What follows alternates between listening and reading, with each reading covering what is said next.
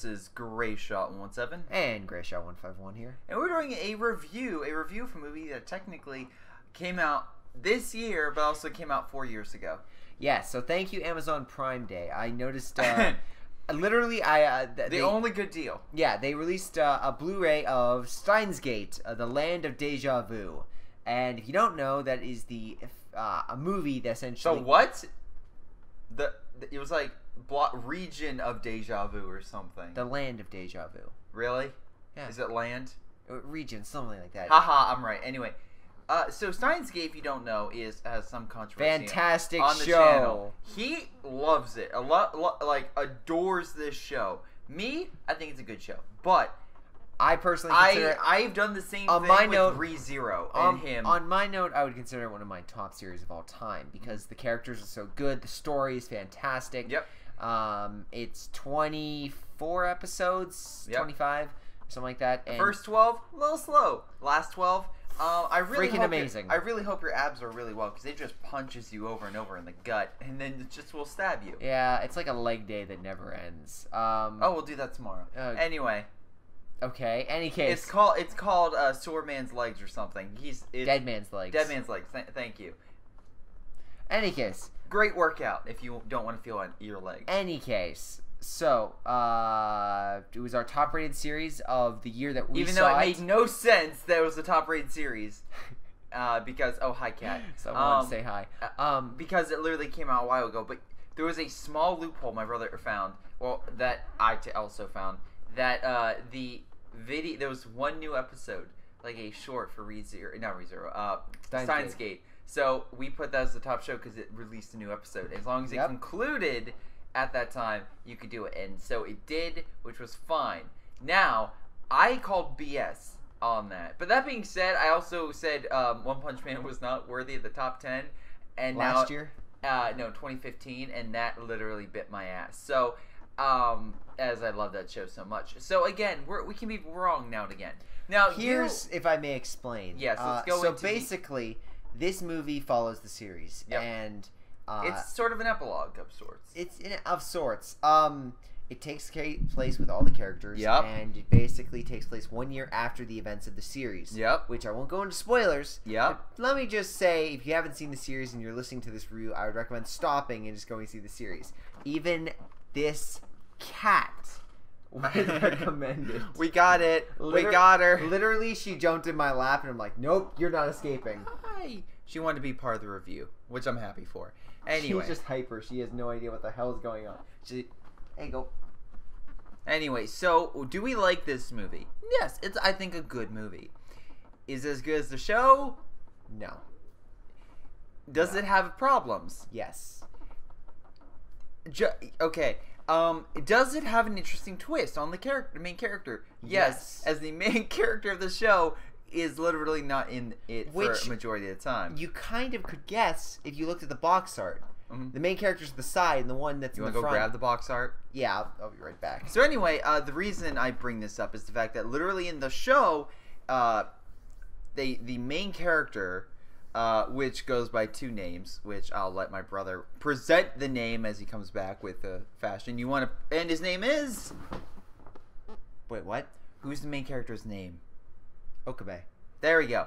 Okay, or Okabe run. I was really hoping for the mad scientist flair. Come on, do the whole presentation. Hohim Kiyoma. There we go. It's like Hohim Kiyoma. It's like that. It's like he plays a joke as a mad scientist, but you learn in the show why he does that, and it's actually really, really important to both himself and other characters. It's very in depth to his character. And let me say this. Put it up. I would highly recommend. Hold on. Okay. I would highly make note of. If you seriously have not seen this, go see the series. Okay. It has a plethora of great characters. And in regards to this, you take a look at this right here, you can notice that the female character, the secondary lead of the show, is the one that actually... I love the glare, but there we go. There we go. The female character is the one in the front, and then he's in the back. Yep. So anyway, throughout the show, she pretty much is dead. Like, the whole point of the show is to make sure she doesn't die, and then the other person he cares about also doesn't die. And they eventually get to a timeline in which that happens. But the problem is this timeline's so unstable that he disappears. Basically, and now she is trying to find a way to keep him in the timeline. Basically, his memories are what keep him. Basically, he had the ability. Wait, hold on. Can I see that real quick? Oh my god! And the official title is Load Region of Deja-Vu. I want to make sure I got that right. Okay. Any case, basically, my note in this regard is he's basically from so it's not the fact that he's going physically from place to place. But he basically moves his mind from place to place. Every time he moves a world line or he changes something in the series, his mind would go to the body of an Okabe in that time frame. Essentially, think of With instead that of going into a time machine and then physically transporting yourself like Back to the Future. Just think of you uploading your memories into a previous version of yourself. Exactly, and again, these versions. Same characters, same everything happens, but there's just a minor twist, a butterfly effect, if you were, that altered the timeline. So now he went through. Now, if I may explain, he went through literal hell during the series, and that plagued hell on his mind. He watched people die. He watched other people die hundreds of times. Think Groundhog Day, but on a perpetual horoscope where your best friend dies. Bill Murray suffers PTSD. Imagine if Bill Murray watched his family die every single day. Man, and tried to save them every single day. What show does this remind you of? My own personal time travel show, which I'm obsessed with. That I also bought. but unlike yours, mine's good. This is very much an epilogue, if you were. That's what I said. And I'm agreeing with you. Essentially, it recaps the series and with jokes, with themes, with situations, locations. They throw a little party and they talk, and it's like the what's her name? The redhead. The redhead. What's her name? I'm terrible with names. I'm making sure. What's her name? Her name is Kurisu. There we go. She gets drunk. Or Christine, as her nickname. Shut up. Anyway, or Nana Girl. But anyway, there's a reference for you. So anyway, goes through next day. The main character vanishes. Okarine is not there, and you're like, okay, what happened? And then everyone loses the memories of said person. Okay, and let me explain this. So basically, he phases out reality, and while everything still happens away, so basically, there's the clubhouse that still occurs. They're all still friends that still occurs. Yeah. It's just he's not there, and they have no memory of him. There's some things that they make note of, like their habits that associate with him stay, but he physically never existed. Even though reality fits itself to make sure that there are no holes. Yes. It's very much kind of like, imagine a world where Bill Clinton never existed. And then your mind will immediately say, oh, there's a president there. And his wife still affected, currently. Yeah. But your mind just fills it in with another person. But even though he's a famous figure, you can't place it. You know something's off when you stare at it. Like, I don't remember Nixon getting, elected again. But something just seems wrong. Again, think of that. Okay. The reason is we are 10 minutes in, and we have not told you a damn thing about this film other than the basic premise. What is good about it? What is bad about it? What is good is the characters. Okay. The characters are fantastic, just as in the series. They have all their little quirks, and I will say the ones that deserve the screen time get the screen time. The ones that don't get the screen time, which is I appreciate. Yeah. Also, in regards to that, is they stay true to the characters. Okay. And they also, I would say, are very strong when it comes to the motivations of the characters. Okay. They get the characters right in the animation for the characters time. Animation. It's pretty good. It's a TV budget movie. Yeah, it's not going to be like your name. It's better.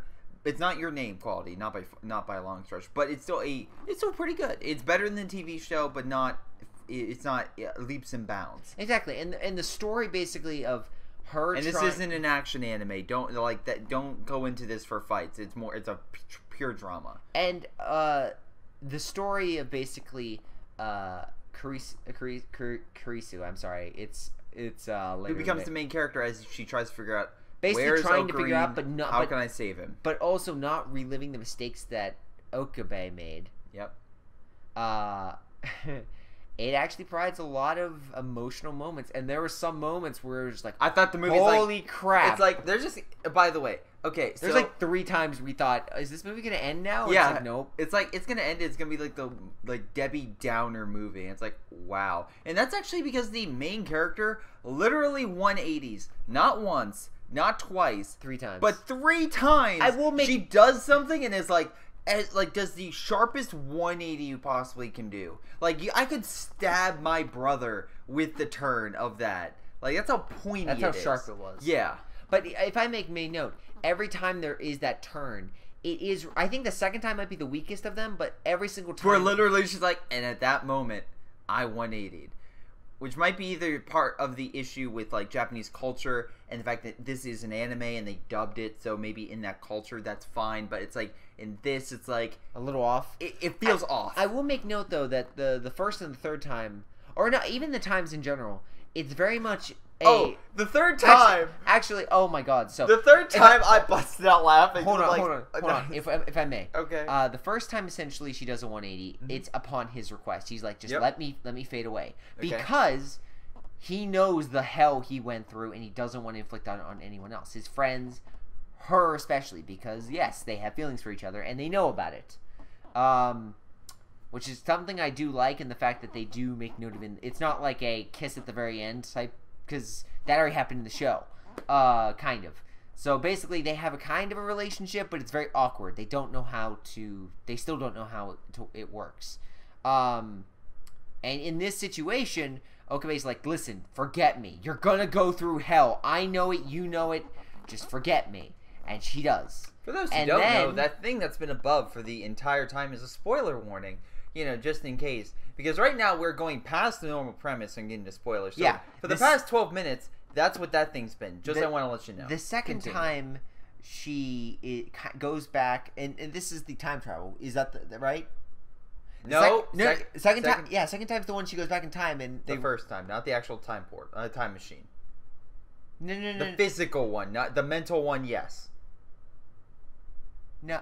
Yes. She goes back in time with the mental one. Then she doesn't. But then the third one is when she literally goes into a physical time machine. And then she watches Hokube get hit by a car. Yes. And she causes it. So she causes the car to hit him. And basically kill him in every single time frame, which I thought was kind of funny, honestly. Yeah, I'm just like... It's like, wow. You are...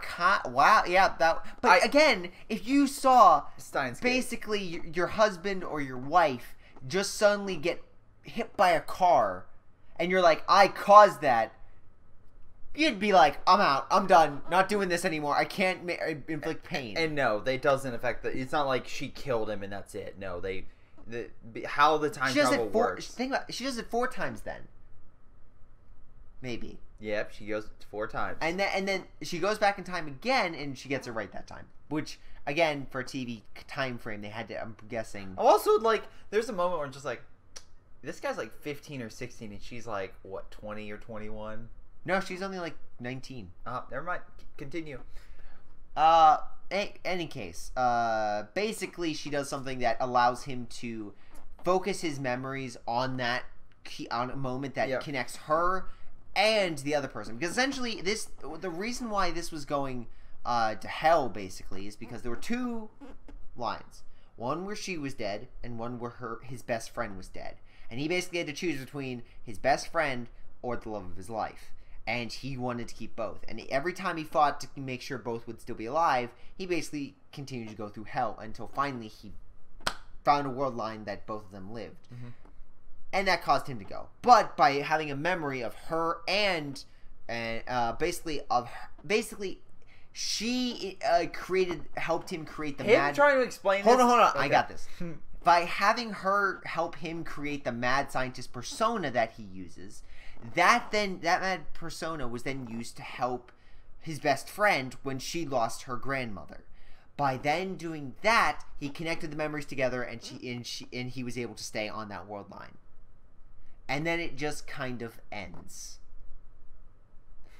which wasn't great. It needed like an extra 5 minutes of epilogue.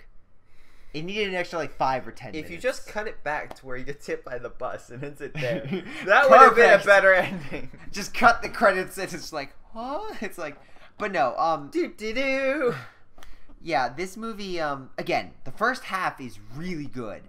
There are some shots where you see this guy going through PTSD, reliving the memories, and it's fantastic. Seeing the other characters. There's also some shots that I'm just like, they're lingering on that waist shot a little too long. Yeah. And we're both saying like, this is just not cutting. Cut. Are they changing it? They're not changing it. Nope. It's just the same shot. All right.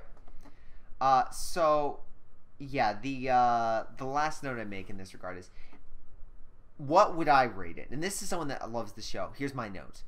If you love the show, this is a... We have a 1 to 5 scale. I just want to give you an update. All right, you're good. We don't have a 1 to 5 Yes, we scale. do. No, we don't. It's in the last video. It's also in Spider-Man, which will be up. Ignore Spider-Man. In any case. It was in War for Planet of the Apes. Ignore War for the Planet of the Apes. Basically, in regards to my note in this, the series is fantastic. It's honestly one of the best shows. It's in my top 5 shows of all time. And there's an OVA that goes with it. And it basically provides a mini epilogue. And that's even referenced in this movie. And it's hilarious. It's a great end.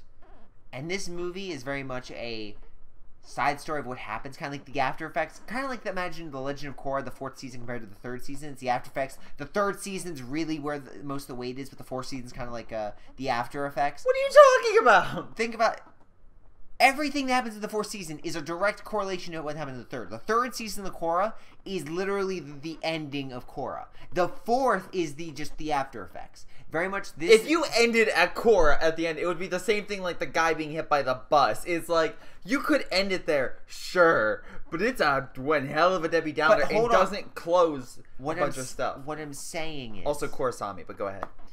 What I'm saying is the characters are defined by the end of the series. This is something that happens after that the characters go through. It's not going to define them. It's not going to basically be the great new... It's not like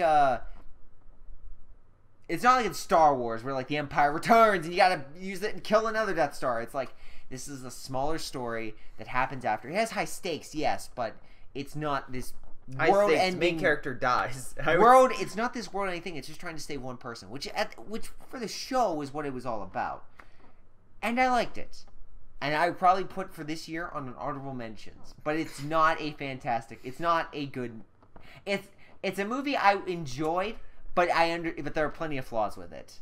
And the ending is something that just failed to stick. It just needed 5 extra minutes just to wrap everything up and have the characters depart their ways. And what it ended on was essentially them just realizing that now that they can actually be together as the world unifies around them, which was a nice shot, but it worked for the show, but I just wish, again, just needed 5 extra minutes. So my personal rating in this would be 4 to 5. But that's me.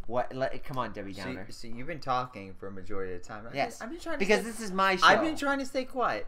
I had fun poking fun to this movie. I think some of the characters work. I think some of the characters were also kind of just went off, and it was actually hard. A few too many monologues. And this movie was just very hard to also keep track of.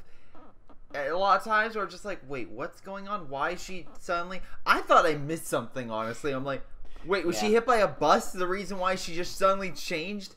But, and then it does. Then someone does get hit by a bus. Yeah, exactly. Surprise.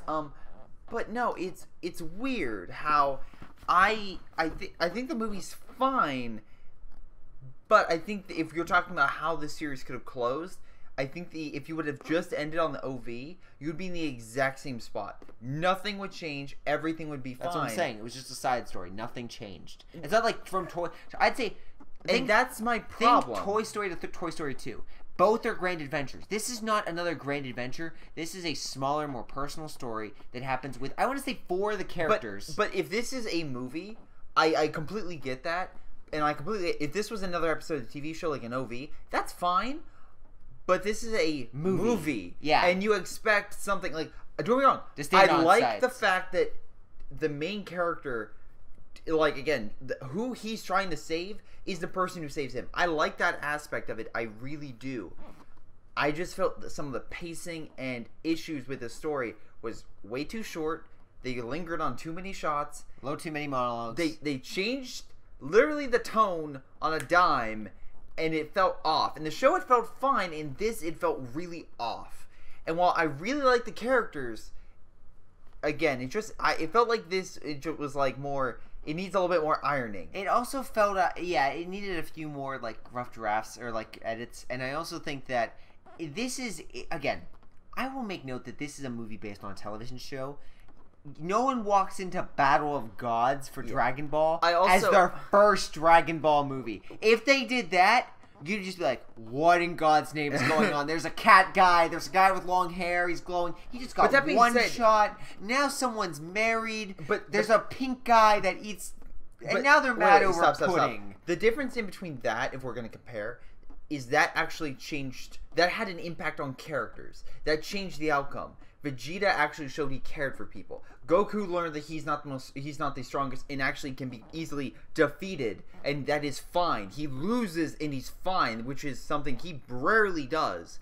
And then all these other issues, even with the God-changing personality and stuff like that, very interesting dynamic. Here, if you got these same characters at the beginning and end and nothing's changed, Kirsu and Ocarine are still in love with each other. Like, that's fine. They still have a hard time saying it to each other, but they're in love with each other. Every other character relationship does not change through this. They're side dressing.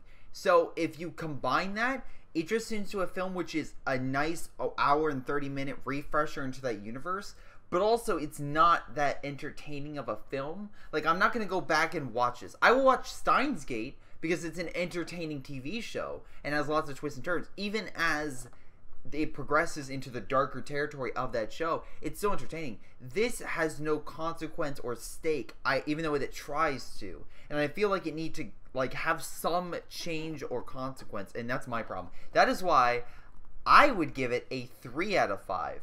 But because my brother truly adores this film and is somewhat obsessed, I will allow his rating to go through, and it will get a 4 out of 5, but at least you understand my rating. Here's my note, though. I'm someone that, again, I enjoy these characters. I like the characters, primarily the main 4, I would say, and the guy that owns the shop beneath. But yeah, there's also a lot of. I will admit, we'll take that. We'll take the split 3.5. I don't do halves. It's 3 or 4, and we'll 3.5. It is 4. 3.5. I will strangle you. I will have the Californian Republic invade Texas again. We will pull back the Hearts of Iron game. It's a series that's coming out. In any case, 3.5 stars. Oh my god, I just realized I could do something, but I was so stupid, I completely forgot about something in that You could have just went through the nations that were like the coalitions. If you could just walk through and I would easily been lost. In any case, back to the movie review. My note is, as a fan of the series, you're going to like this, and yes, the stakes aren't the highest. But again, it doesn't have to be. This is basically what happens after the. Comically enough, the show is what matters the most. This movie is just a little bit of extra. It's kind of like you've had a fantastic filet mignon, a wonderful salad, and now you get a dessert that, while is good, it's not as great as the main course. Yeah, it's a little bit cheesy, a little bit creamy. It's sweet. It's very much applying to It's not going to be as satisfactory. If you could just stop rubbing that, because they've probably been hearing that for probably like 20 minutes. Maybe you should give me more room in the shot. We're equal. We're 50-50. Likely story. Any case. No. My note is being also. By the way, we are both. Also. By the way, wow, magic. By the way, we're both slightly delusional. It's really late. We've been doing videos and stuff. We did Steins Gate the movie. And then I wanted to put on something good, so I put in Castlevania, which we'll be doing a review later. He needs to catch up. I finished it. I watched it twice. I really enjoyed it. Yeah. So, in any case, for my note, if you really enjoyed the series, you're going to enjoy this. You're gonna find faults, but you're gonna be happy that there's more Steins Gate content out there. And what I mean by more Steins Gate content, I mean not the game. I mean actually the dub. You did buy the game though on the Steam sale. No, I didn't. I bought Player Battlegrounds, Shadow of Mordor. I swear I thought I saw that on my Steam cart. Nope. No. Because here's my note. The dub of these characters is what I enjoy. And I will always relate that voice, very much like Goku is, for his voice of Vegeta, or like for the TFS. Oh, the voice acting is fantastic. The voice acting is fantastic. Yeah. It's my favorite dub next to Full Metal Alchemist Brotherhood, as being one of the best dubs of all.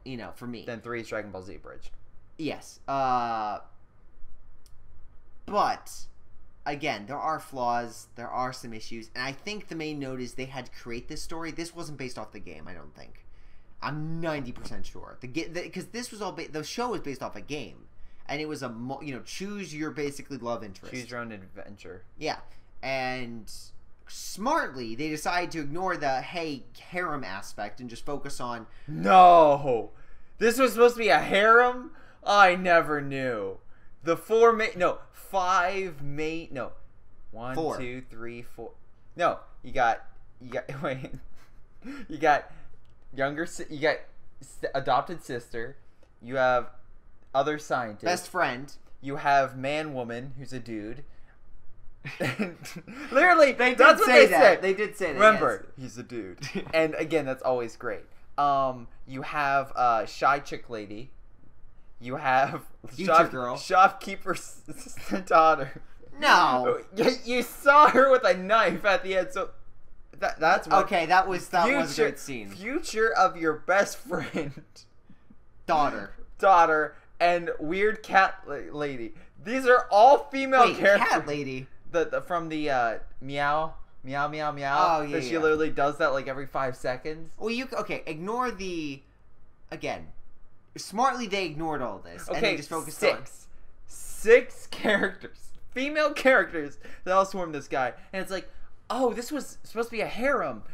No. And yet they changed in the series that way. None of that focus is there. Fucking weird. I mean, they're all great characters. To be fair, in the first shot, there's the hacker guy that lives there, and Braun, the guy that what's his name? The shopkeeper below them. It's the voice of Piccolo. You can't I mean, I can't argue with that. Yeah, exactly. Anytime he talks, I'm like, oh. Yeah, exactly. It's like, oh yeah. That also, my favorite shot. Knife to the guy's throat. Hey man, what you doing?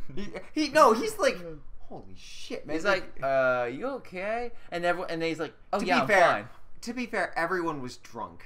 That's a good point. Which, I'm not sure the drinking age in Japan, but yeah, they make no This is getting to a 30-minute review.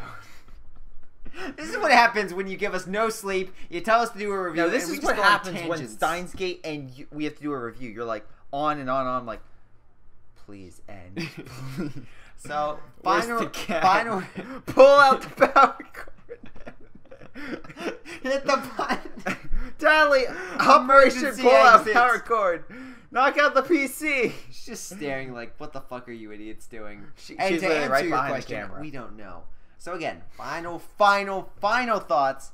If you enjoy the series, you enjoy this, but it does have its give flaws. It a 3, but the official one will be a 4 for him. And you might see it as an honorable mention, but again, it's not a great movie. It's a good movie. Your Name still smashes it out of the water, but if you enjoy these characters, you're going to enjoy this. Hey, case guys, I'm Greyshot17, and that's Greyshot151. Hi. I'm gonna just go to sleep now. And Weeaboo will see you next time. What?